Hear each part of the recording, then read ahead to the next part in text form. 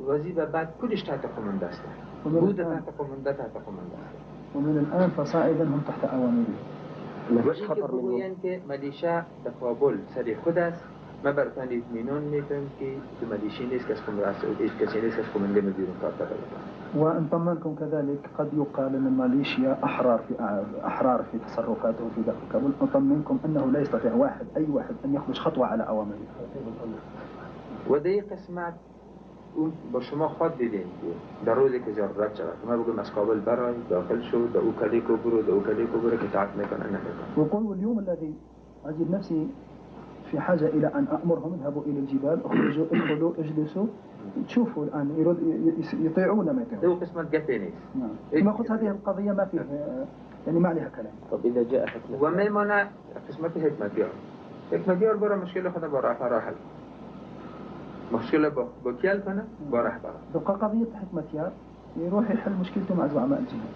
وقت که مشكلة برا حبرا حل کرد او طرف مشكلش دادوش. لما تنحل مشكلته مع زعماء الجهاد القضيه الاخرى على مسؤوليتي انا.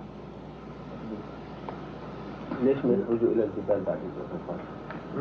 ليش ما يخرجوا إلى الجبال في حالة وجود حكمتيار؟ يعني إذا جاء الوقت الذي يحضر به. هذا راجع للفيصلة، للقرار اللي تاخذه زعماء الجهاد بعد ما يجلس معهم. إذا قرروا نخرجهم بالجبال يقولوا للأخ خرجهم بالجبال، اتفقنا نخرجهم بالجبال.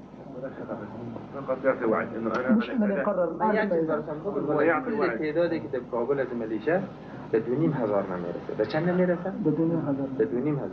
در حالی که تنها قواتای خود ما فعلا در کابل فعلا تنها قواتای جمعیت بیش از 8,000 نفر داریم. كل هذا الأعداد اللي متخوفين منها من الميليشيا 2,500. وفي نفس الوقت فقط الناس المرتبطين بها 8,000 على غير جماعة الاتحاد والحركة. شما سعی کنین که سایه که ما در کابل به واد دادیم فقط یک جبهه است. چند جبهه؟ یک جبهه. و سایه که گروپ‌های ما جا به جا 3-4 جبهه در پیش ما. يقول بس الجانب اللي سلمناه لهم فقط جانب واحد وباقي الأجنحة كلها تابعة لنا. هل الجانب خطير هذا ولا ليس عليه خطورة؟ ايش الخطير ان جناحك ميليشيا اصلا؟ نه امو جناح دو تقسیم شده. نیمش به ملیشه دادیم نیمش گروپ‌های ما. نفس الجناح هذاك يقول قسمناه الى قسمين. قسم يعني للميليشيا وقسم لنا. و در جایی که خطر از گروپ‌های ما. المكان الجناح اللي خطير عليه افرادي. یعنی جنگ هم که کده که شکست داده حکمتیار گروپ‌های شورا بوده که رفته شکست داده. وقول الذي استطاع ان يعني ينسحب امامهم حكمتيار ليس الميليشيا جماعتي. هناك شاع ان الميليشيا يشيعون فسادا في داخل كابل، النساء ويسرقوا الاموال ويسرقوا الاعراض. این قسمت چیزا را ما شنیده بودیم. و دیروز هم چند نفر آمده بود همین گفت میزد که ملیشه میترسد.